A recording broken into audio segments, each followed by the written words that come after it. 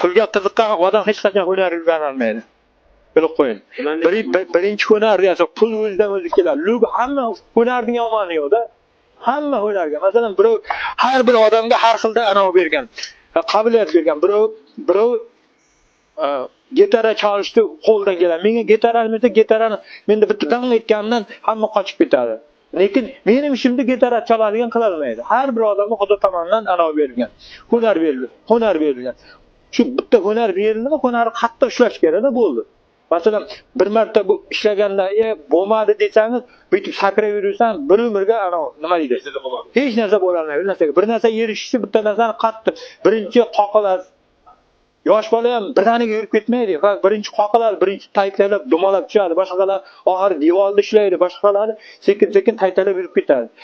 Hunar ham xuddi shunday. Bitta hunar yaxdimi? Shuni hunarni masalan, bo'lmadi deb tashlab ketmas kerak. Oxiriga qadar bosish kerak. Shunda o'zi chop o'ngini ko'rib olasiz-da. Masalan, qaysi tomondan xato qildingiz, qaysi tomonda nima qildingiz, o'zgartirish kerak. Shundagina bitta narsaga erishadi. Hunarning yomoni yo'q. Hamma hunar kerakli narsa-da.